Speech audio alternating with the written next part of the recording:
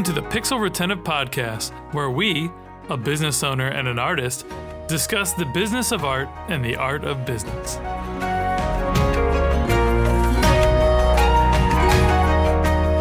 Hey friends, I'm Carl, founder of Epic Made. And I'm Ross, creative director at Epic Made, and we're the hosts of the Pixel Retentive Podcast, where we share our thoughts on creativity, art, and business. Past guests include Ruth Newberry of Cream, Ben Burns of The Future, and Ryan Summers of Stilt. We're forever grateful for the supporters of our podcast, and as always, we're looking for more sponsors. That said, Pixel Retentive is always brought to you by the creative gurus at Epic Made. Epic Made is a team of strategists and artists who excel in visual storytelling. Our studio crafts unforgettable animations and illustrations that not only captivate your audience, but also drive tangible business results. We specialize in engaging imaginative, pop culture savvy audiences with beloved clients like Nickelodeon, WWE, and Sci-Fi. Visit getepicmade.com and let's collaborate on your next creative campaign. And with us today, we have Kevin Rapp. It's a Rapp, right? You nailed it. Cool. I forgot to ask before the show. Kevin is the co-founder and chief creative officer of creative agency Ultra Friends. He builds systems to deliver brands more value on their investment in creative. He also spends way too much time on LinkedIn screaming into the internet void, as do we all. Also, Kevin, pleasure to have you. Stoked to be here, guys. Thanks so much for having me. Yeah, man. All right, so before we jump into today's topic, we want our audience to get to know you a little bit better. So tell us how long you've been in your industry and the project you're most proud of so far. Way too long. A lot of gray hairs in this beard. I've been we're good. I'm in good company. Love that. Yeah. So I've been in the field of advertising and particularly video production mostly for almost 20 years now, and started as, working from smaller studios, working my way up to then working at bigger studios, then working in-house for a tech startup, and then eventually starting my own business. That is where I work now. And the project that I'm most proud of, I would say, is a project that I worked on when I was working at a startup. We were, the company was a tech car insurance company that was helping give better rates to drivers by using smartphone technology to measure their driving behavior and give them a rate that's primarily based on how they actually drive. So how likely they are to get into a car accident, how hard they brake, whether they're driving distracted, things like that, which takes some of the factors away from demographics, like your zip code or your credit score, which tends to penalize people from marginalized communities. Mm-hmm.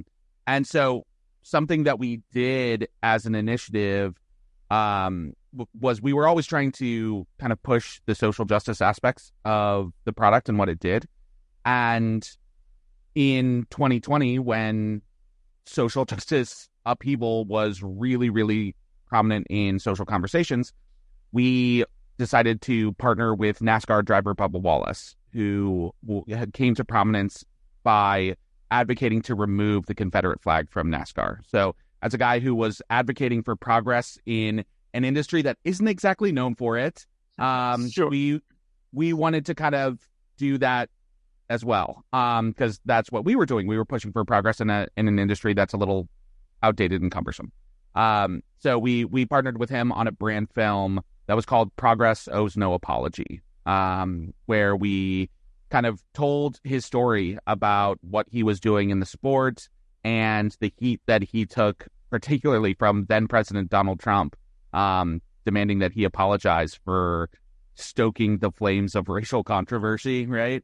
So we made a film that I think really honored Bubba and his story and found a way to ally ourselves with him without co-opting his story, which was a really fine line to toe. And we ended up, making like over 3 billion almost entirely organic impressions with that film. Jesus. It was just like the campaign really, really took off. in a way that we weren't expecting.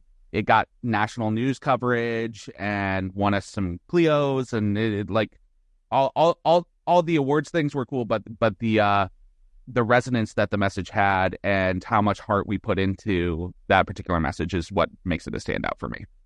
Love that. That was an extensive background, and then like wrap it all up in a nice bow. Cool, Thank Kevin. That's great stuff, man. Thank you. It's also, I mean, of all the causes, that's definitely up there as well. Yeah. I mean, at that time, like it was just all of our hearts were hurting at that time. I mean, this was literally the film launched 2 weeks before the 2020 presidential election. It was, oh my god, like it was one of the most viscerally intense times that. I mean, several of these gray hairs are because of that time. Like I'll just put it right in there, because we put the film together from literally like the deal is a go to the film being launched in like less than 3 months. It was insanely fast. you guys were sprinting. Okay. Oh yeah. Wow. Yeah, 2020 was and crazy. And the company was going public at the same time. Oh my god. So the film dropped. The company went public the week later, and the 2020 election was the week after that. That was an exciting time. Wow. Yeah, Well, I was basically a puddle of goo by November.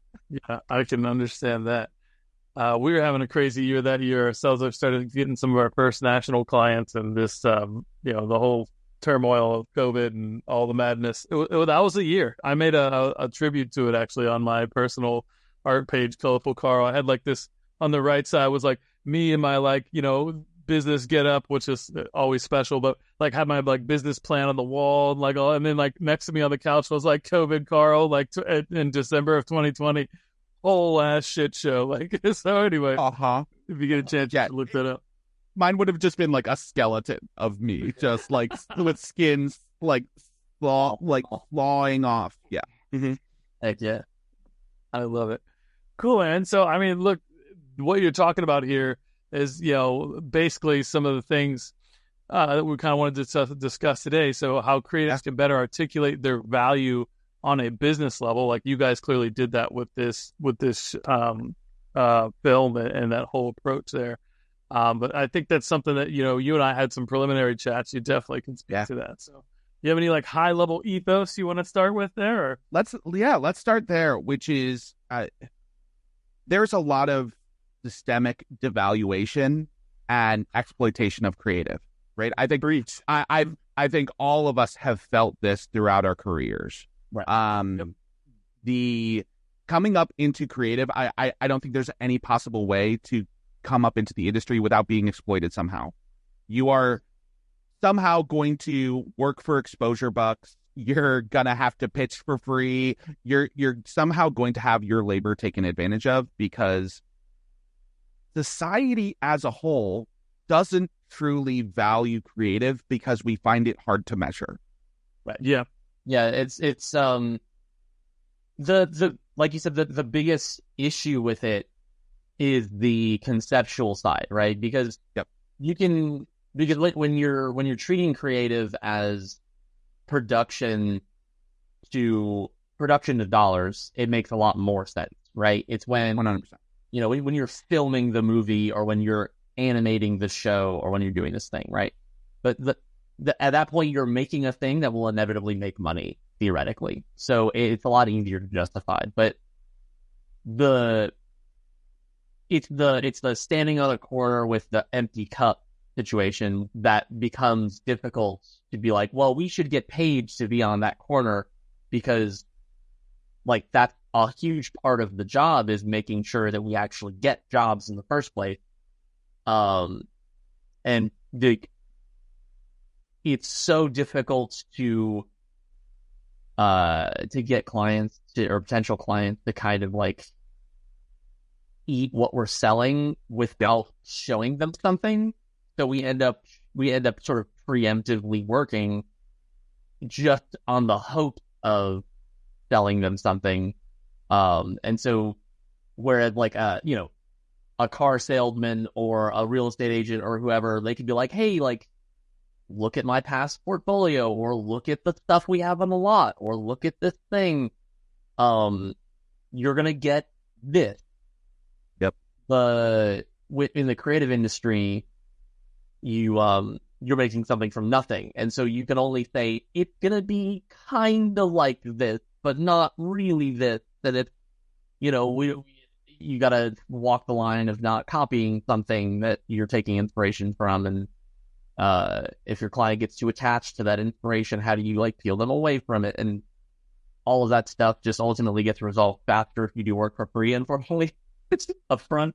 Yeah, it's like so I ran into this twofold, right? Like, first and foremost, like, as I started to get into creativity, realize I was an artist, right? Like that phase of my life, all the people around me, my business mentors, my friends, my grandmother, like, oh, you don't want to be an artist. Like, artists don't make money. Like, I get a real job, right? Like no one values, society doesn't value the creative process. The 7, 8, 9, 10 dead ends before you hit the fucking, oh, this is the genius idea. Those 9 things are as much work as that 10 thing. And that 10 thing would have never came about if we didn't sacrifice our time, energy, and brain cells. And like, oh, it feels like it's going to be a great idea, but by the time you get there, you're like, it's kind of a shit idea. But it leads you to the next thing, right? And that's really hard to quantify, because sometimes it happens on the first time, sometimes it happens on the second time. Some people hit it out of the park almost all the time, which is crazy, but like, there's always a bunch of failed ideas behind it. So,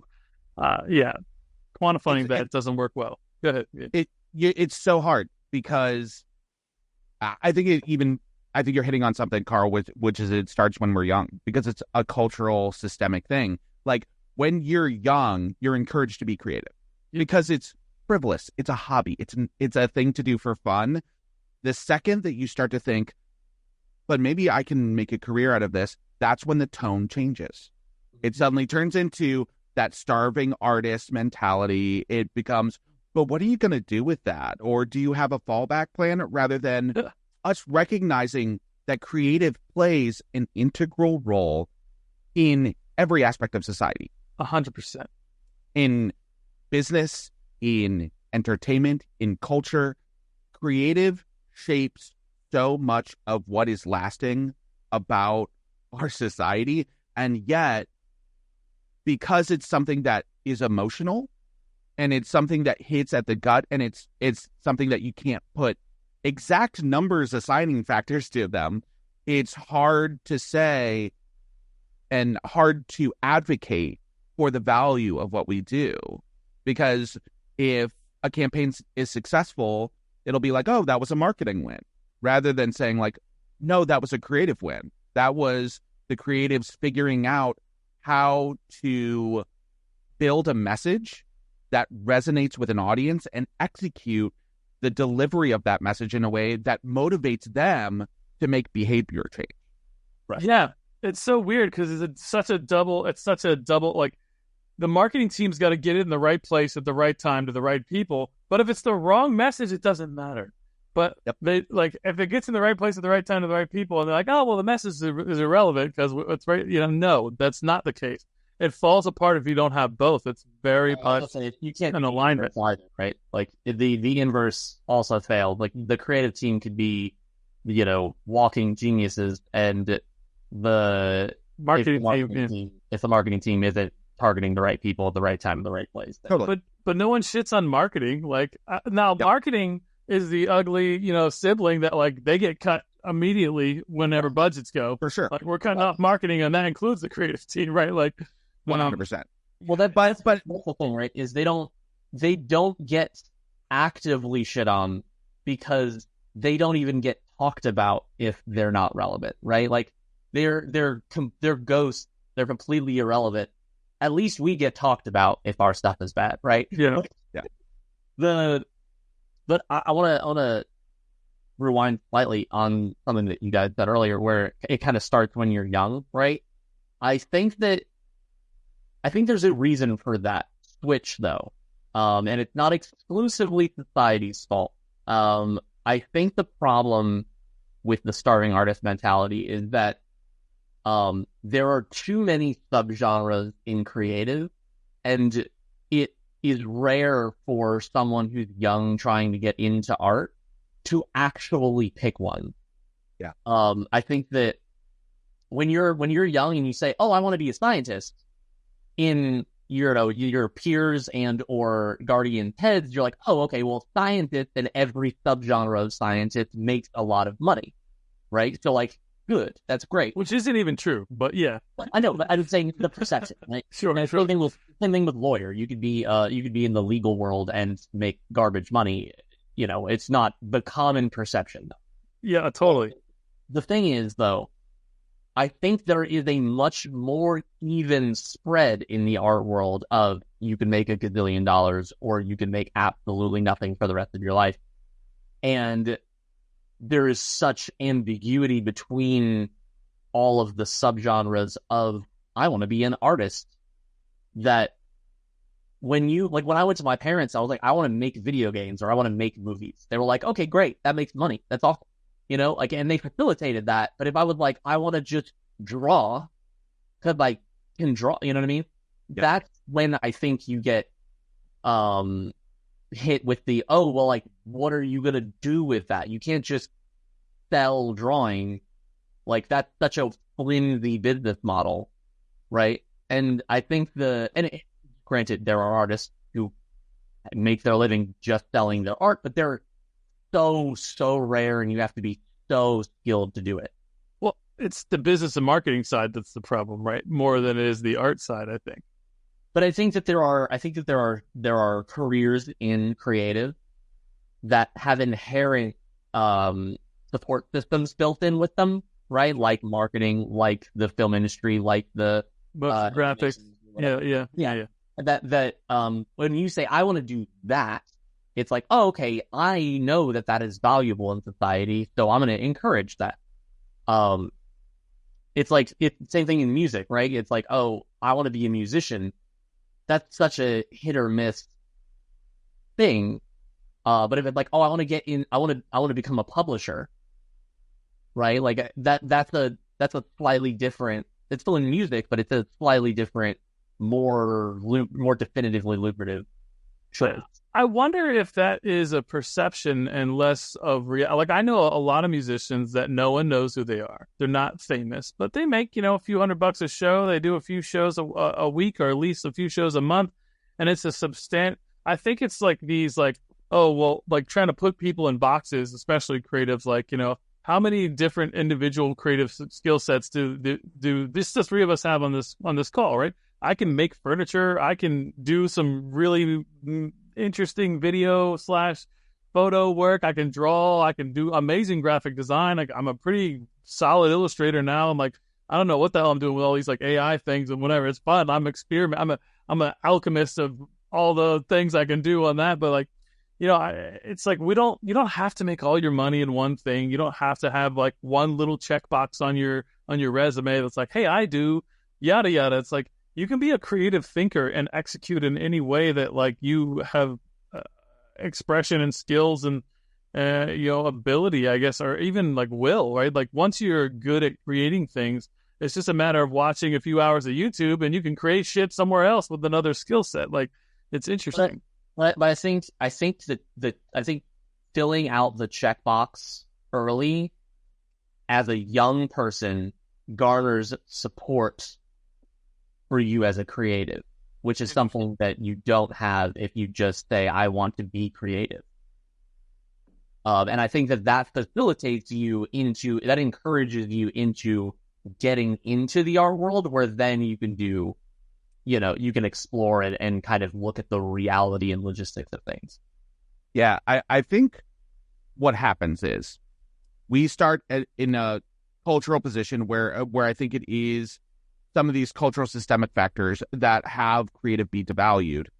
And then we end up perpetuating those systems, right? Where we get into the field because we're passionate about the creative, and we tend to work for other creatives who are also passionate about the creative. And so we get measured and incentivized on how we push the creative. And so we don't end up being strong advocates for what the business value of what that creative does. So I think you're right, Ross. It's not exclusively this is a systemic problem and it's all the system's fault.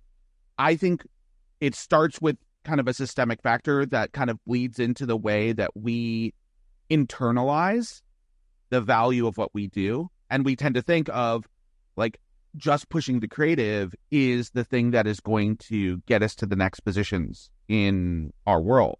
And so we focus on those things because, number one, it's what we love to do. It's the reason we got into this industry in the first place.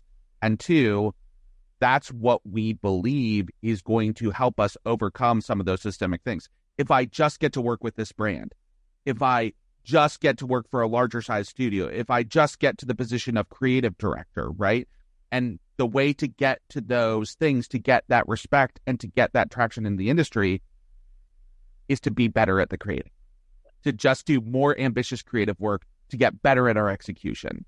And so I think we are setting ourselves up to continue that cycle of exploitation because we aren't strong advocates of the true value of the creative and end up just kind of pushing the cosmetic value of creative. That's what we are incentivized on and what we believe is important.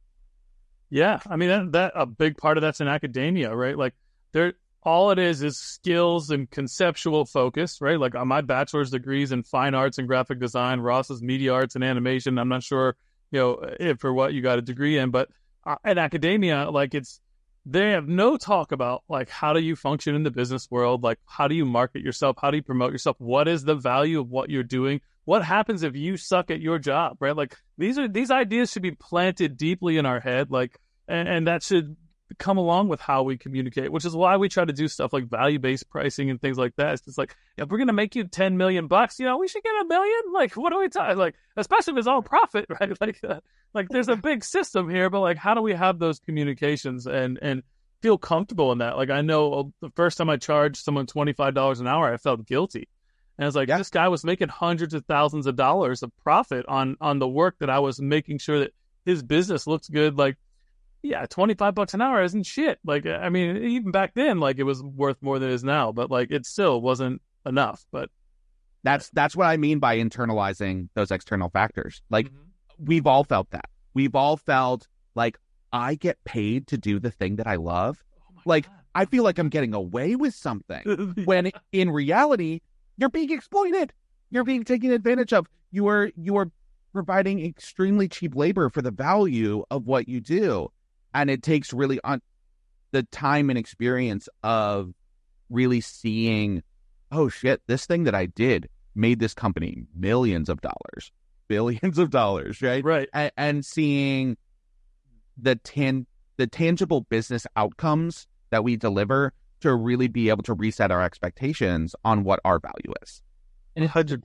It's funny, it kind of breaks the brain of people who have cemented that internalized feeling when you, I've seen so much discourse about like, oh, you charge 20 grand for a website you did in, 10 hours or whatever. It's like, yeah, because well, how much money are they going to make using that website, right?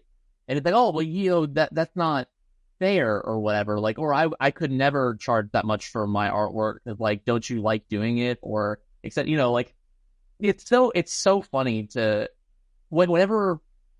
So in addition to being the creative director to Epic Made, I have my own sort of clientele with I do D&D commissions occasionally. I do some book covers occasionally, stuff like that. Right? I don't get to illustrate doing my job at Epic Made anymore, really, because I run a whole team of people. Sure.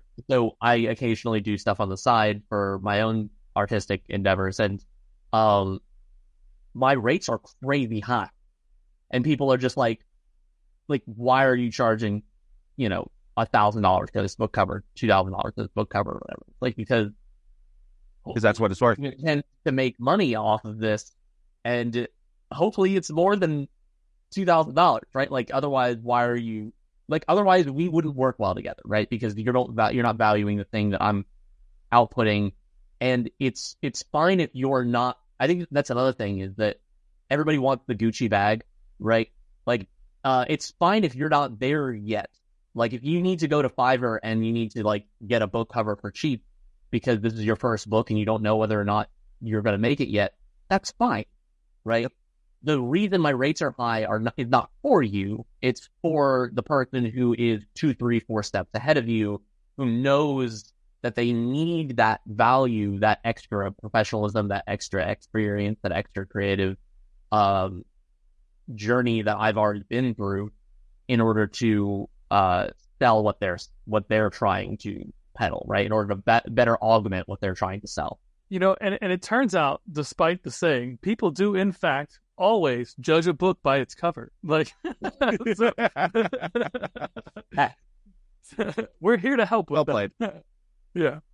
And like, people understand the concept of, yes, a Porsche costs more than a Honda Civic, right? Like, these things, like, they're never mad at Porsche. They're never mad that Porsche charges more. Yeah. Like, no, I get the idea of luxury. And I get the idea. I'm not gonna lie. What'd you say? I missed it. I said I'm kind of mad at Gucci. I'm not gonna lie. Or yeah, Louis Vuitton or any of them. Like, well, when some of these brands become empty luxury fluff, it's quite annoying. Well, I think that's ultimately what Porsche. Like, I'd argue almost all luxury is empty luxury fluff, right? Like, the profit margin on a Louis Vuitton bag or a Porsche by comparison to, you know, a Honda or insert basic person brand. Say Corvette. A Corvette versus a Maserati. The price value versus performance difference is not there. Like, right. Yeah, I'd say it's never there because it becomes a status symbol once you pass a certain point, right? Yeah, totally. The idea that you're now using this to prove your position in the fire rung in society, of society, right? Like, it doesn't matter what the actual tangible value is anymore. And it's funny because that's where creative literally always is, right? Like, there's never tangible value. It's always conceptual value or theoretical value, because it could be crazy and it could put you on the map, or it could just fall under the wayside and have a silent death. Like, it's really hard to tell until after it's made, which is why it's difficult to quantify. Yes. Yeah. And I think that's interesting because despite the fact that we are the arbiters of telling Porsche, Gucci, Louis Vuitton why they have this conceptual value, and we are the ones who tell these stories that build that brand value, we're terrible at doing it for ourselves. Yep. Yeah, it's fascinating. It's totally. I mean, so I also do all the hiring for the studio for the artist side of it, right? And and I'm sure that you know this too. It is horrifying, really, how the huge majority of the art world cannot communicate at all, nonetheless communicate the value that they bring to the table, right? Yep. I mean, like, responding to emails at all, or responding to them in some sort of, like, you know, normal adult format, or taking criticism, right? Like, your ego is so wrapped up in what you're doing that you don't see the value in someone trying to improve it because it's pulling away from your vision. Like, all of that stuff keeps you in that starving artist mentality because you don't have the interconnected skills to be able to, like, sell yourself, right? Like, a lawyer can't just know law. They need to wear the suit. They need to have the connections in the crazy law firms. They need to constantly study. They need to, you know, like, no job can get away with just being good at the craft. Right. Yeah. And I think part of that problem is that we're isolated from some of those other parts of the process. We don't often get integrated with marketing in order to understand, like, the metrics and why they matter and how we can iterate and optimize based on those things. So we don't often get a seat at the table to learn how to have those conversations. And so we're taught by other creatives who don't have those skills to be able to pass on. And so that idea of generational wealth of knowledge just never is shared, which keeps the cycle going. Right.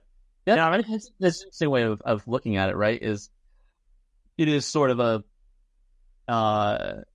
like a generational trauma or generational wealth kind of situation, right? Where you it's almost 1-to-1, right? Where you have these creatives who are, ultimately at the pinnacle of their career, and a huge majority of them, at least who are public facing. I know I've heard of a lot of directors and like Guillermo del Toro is one that I hear all the time, who's like constantly willing to share knowledge that he's gained throughout his career to the people who kind of work under him. But like, he's not very public facing, right? Like he's popular, but he doesn't turn himself into a personality, right?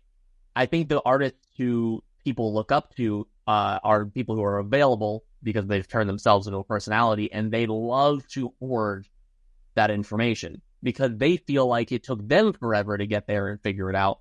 And so they want to make everybody else work for it. And it's not just in the art field, it's everywhere, right? Like that's such a common mentality, even down to like, oh, I built this shop from nothing, and so I'm going to lord this over my kids for as long as humanly possible because I'm the one who worked it hard enough to build it, right? Yeah, it's a terrible mindset for sure. I think for me, like the big thing that that really started clicking for me in the creative world, we talk about like, hey, we get exploited early on and we don't have the confidence, right? And and all these factors coming into it.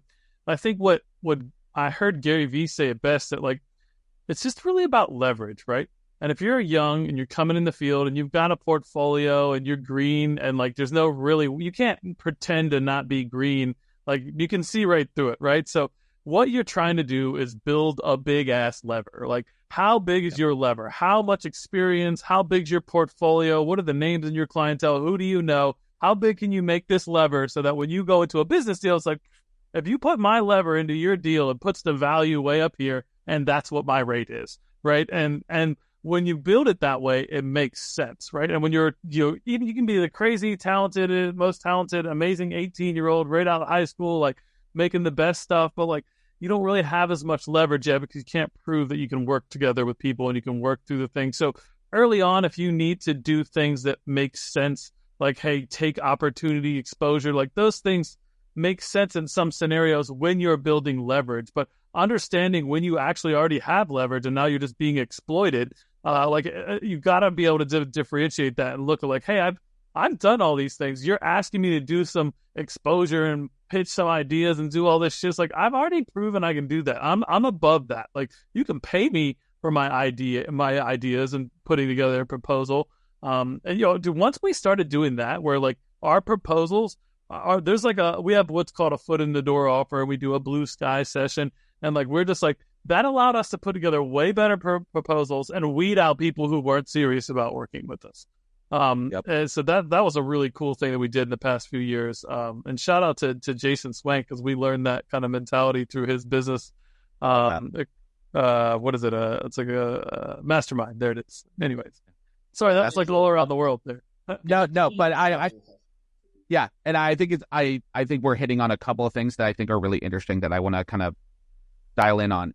Love it. Which is that idea of leverage is difficult to grab when you don't have a frame of reference. Right. If you don't have the knowledge, it's easy to take the industry standards that are put down on you and to perpetuate them.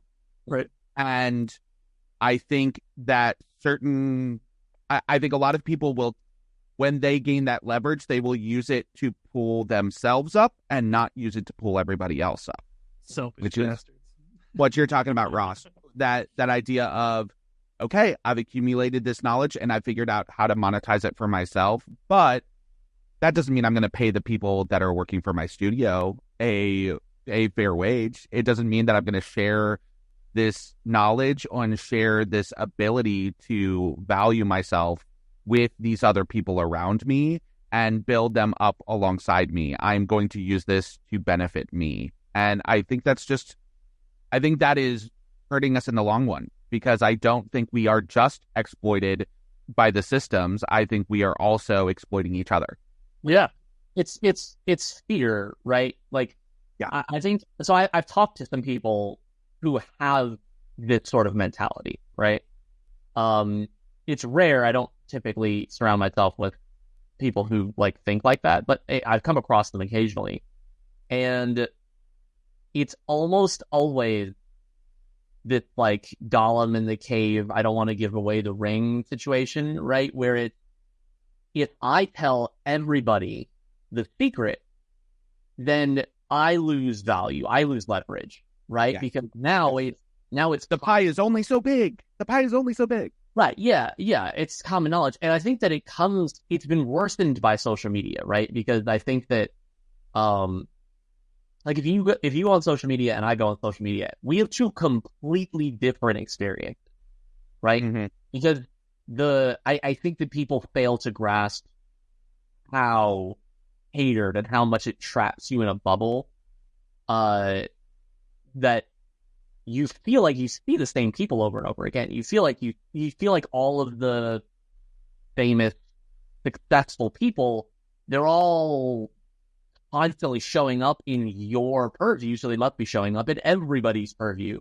And if you become one of them, then you're among 5-10 people, right, who have made it.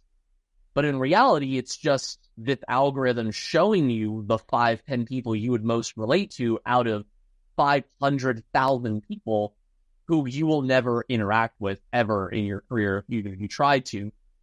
But they're not just these 10 people who are bogarting all of the business in the creative world. It just kind of feels that way because social media kind of tricked you in and before that it was just normal media. Like it was news and whatever, that Disney the only studio ever, and so on and so forth. I think that, like, cause I didn't have social media until 2020. Like, I literally. Good for you. Thank you. I literally did, like, when 2020 hit and COVID hit, I was like, I don't know, like, what's gonna, like, if there's, happening? We had people in was, closing their studios and whatnot. I was like, I have zero presence beyond Epic Made on the internet. I need to like insulate that in some capacity, and also it'd be great to be able to use a platform to like help other people, other artists, because I was doing that with the team internally. I like lectures, if you can't already tell.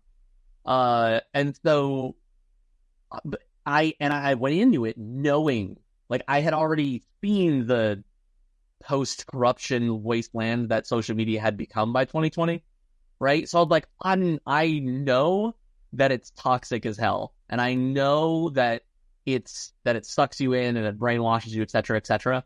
By 2022, I had fallen into it, right? Like, yeah, sure. Even knowing going into it that it was going to, like, that it could change you, it could change a person, and be like, and being equipped with that foreknowledge, it tricks you into doing it. It tricks you into playing the game. And so I don't blame anyone for getting into that situation, but it is a trick. Like, it is a magician's sort of sleight of hand. Algorithm does. And I think that is also a good metaphor for what's happening here, because I think a lot of creatives have been duped to believe that this is the right path, right? Like, the mentality that I've seen with people is like, well, this is the way that I've learned, and so that's the right way for these other people to learn, right? Like, they've got to pay their dues. You know what I mean? Like, I think we've all been a part of leadership that is trained that way.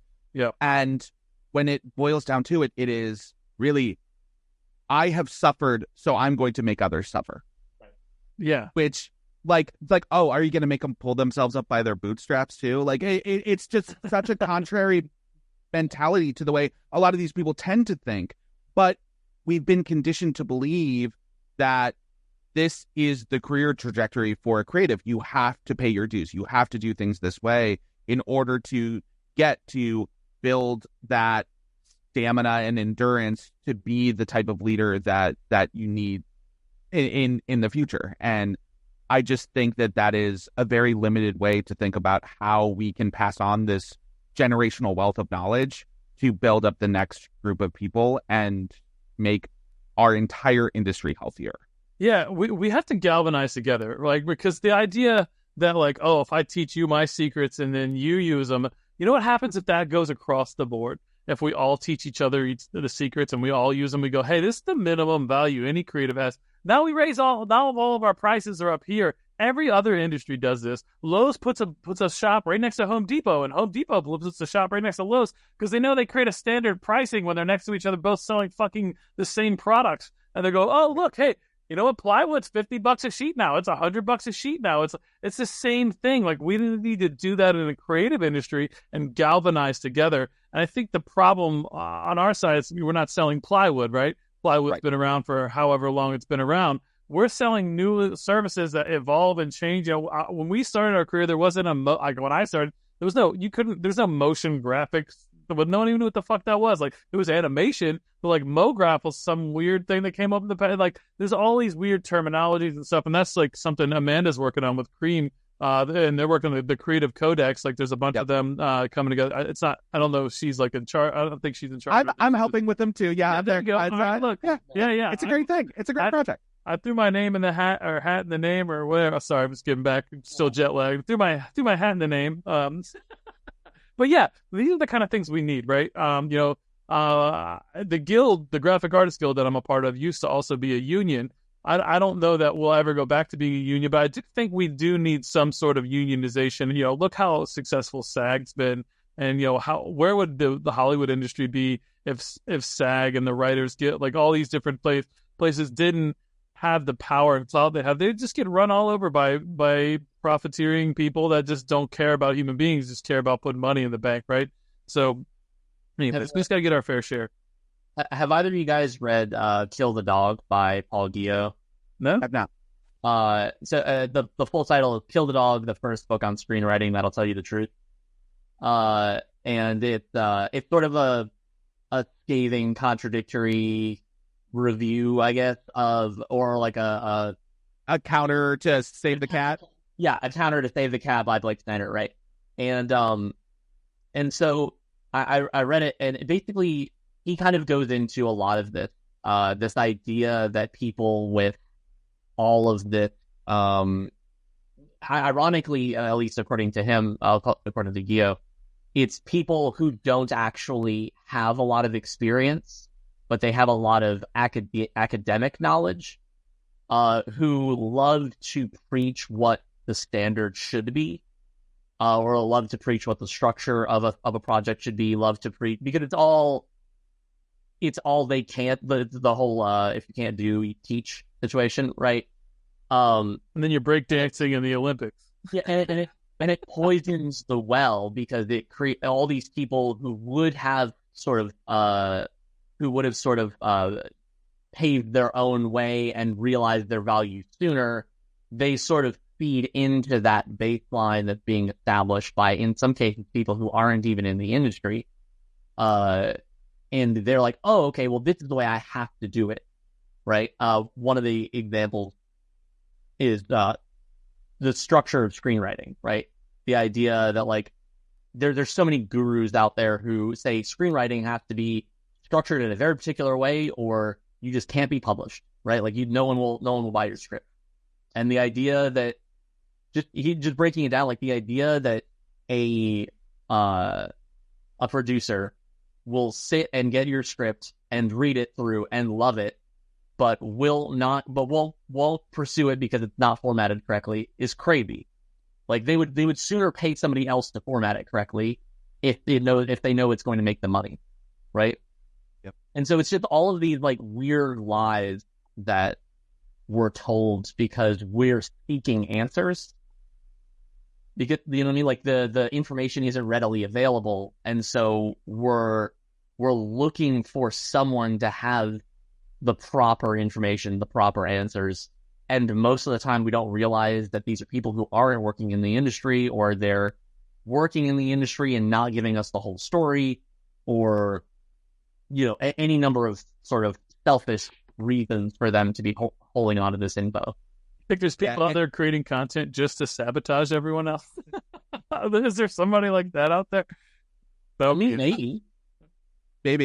But I think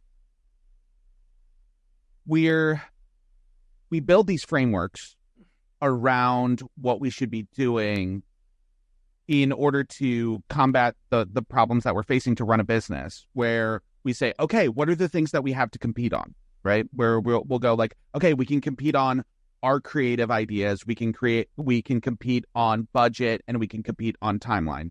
And so instead of sharing the knowledge of like how to advocate for our value more widely and rising all the boats with the tides, we try and race to the bottom. Right. And we compete and undercut each other and try and find ways to separate ourselves out by just going like, okay, we can afford to go a little bit cheaper. We can devalue ourselves just a little bit more. And it's the reason that I hate the good, fast, cheap paradigm. I hate it. I hate it so much because effective isn't on the list. Like we talk about good quality, and by good quality we mean the ambition of the creative, right? We don't mean how effective it is. We mean the ambition of the creative. We mean how quickly we can produce it and how cheaply we can produce it. Those are the things that we say. And we say pick two. You can't have all three. You pick two. And nowhere on the list is, and it's also going to deliver you a return on the investment. That's nowhere in the conversation. We're not even talking about that. Yeah. And that's why I hate that mentality so much, because it is the microcosm of this problem, which is we don't understand the value, and we are only talking about these cosmetic things that, yes, the clients care that it's going to, they care about the price point, but like the thing that they care about more is, am I going to make money off of this thing that I'm investing in? And because we're spending all this time talking about good, fast, cheap, like we're not talking the same language as the people who are investing the money. And I think it's serving all of us poorly. Yeah, no, that's great. I think what ends up happening is that conversation, that had that good, fast, cheap conversation. I think we all have. All of us. I think that conversation comes up when you're in the room with someone who doesn't care about the effectiveness, right? Like there's a couple clients I can think of off the top of my head. I'm obviously not going to mention, but like they actually don't value what we're doing, right? And then you end up having this good, fast, cheap conversation because it's the only way to get them to understand how to price out what we're doing. Instead of us realizing we shouldn't be in the room with somebody that we have to have this conversation with, right? Yeah, they're just not a good client. Right. And I think that's really scary for artists because you already have this perception that your job is hard to peddle. And so now you're being significantly more selective on whether or not someone actually values your work or whether or not they just need your work. And when they just need it, because you need art to be forward-facing in any business category, right? Like you need a logo, you need a website, you need an album cover or a podcast thumbnail, or album cover, you need social media, you need, so many art onuses are on top of other businesses that have nothing to do with it, that they need what we have, but they don't see the value in it. They're just treating it like this ball and chain they have to drag around. And when you end up with clients that are like, oh yeah, I need a website. I don't think I need a website, but society says I need one, or I need a good logo. I feel like I could just slap my name on anything, but society says no one will value me if I don't have a good logo, which is interesting. That, you're in a room with someone who you now need to bargain with things that are not effectiveness. So you have to bargain with, but it's going to be the best logo ever, or it's going to be super quick. I can get it to you super quickly, and it's not really going to be all that expensive for you. Or, you You have to use these other bargaining chips beyond someone who actually needs the service. Yeah. Yeah, and so AI is going, as AI gets easier and less cumbersome. Speaking in less call, you want to start to talk about AI now? No, we can't. Yeah, I was just thinking that. You're right. So, like, hopefully those people get weeded out into the Fiverr crowd and the AI crowd. We managed to avoid AI for a whole episode. We did. We had especially in a conversation about value of creative. Like that, I applaud us because we did it. Because that could be a whole nother hour. It has been several hours of the podcast. Yeah. We just barely. I saw you cracking open Pandora's box. Like, not at 2 minutes left, my guy. Close. Speaking of, we are unfortunately coming up on time. We may need a part 2 with you, Kevin. But we are coming up on time, and before we wrap, we have one last question that we like to ask all of our guests. Is there anyone or anything you value in your career that you'd like to shout out to the audience beyond the scope of this call? Maybe that might be a mentor, a valuable resource, a favorite client, et cetera, et cetera. Yeah, I definitely want to shout out my former boss at Root, the startup that I worked at. Her name's Jill Kellett. She was the one that really structured our creative team in a way that helped us communicate what our value was to the business. We had kind of a negative perception early on in the company because like we were doing great work, but we weren't great at communicating what the value of it was, and we weren't great at communicating how we were prioritizing the work. We struggled with communicating that value really clearly, and she was a huge influence on my career in helping me learn how to advocate for the value of creative. So she's definitely somebody that I want to give a huge shout out to because I think that she's brilliant for one thing, and secondly she was somebody who made a huge impact on my career trajectory in helping me be a better advocate for myself, for my team, and for just the community of creative people. Oh yeah, I love that. That's come on, Kevin. Thank you, gang. This was super fun, and yeah, anytime hit me back for part 2. We can dive down the AI rabbit hole, and I'm sure if you want an extra size episode, I'm sure that would be right. That would be one with me. We should do that for sure. And a big thank you to Greg Walter from Too Tall who connected us with you. So shout out to Greg. Greg was a previous guest on the podcast as well. Yep, he's a guest. Love that guy. Our little circle of friends here in the creative space is getting pretty tight. So, So we have been talking with Kevin Rapp, co-founder and chief creative officer of Ultra Friends. You can check out their website at ultrafriends.xyz. That'll be in the description and I believe under his name. If listeners want to follow up with you directly, though, Kevin, where should they go?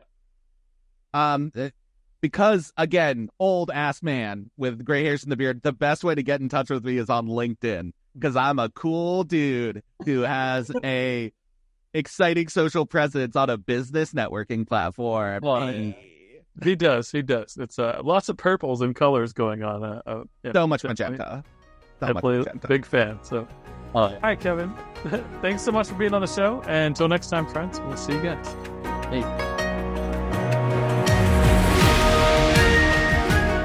We really hope you enjoyed the show. Please like and subscribe to join us on our next journey through the world of art and business on the Pixel Retentive Podcast.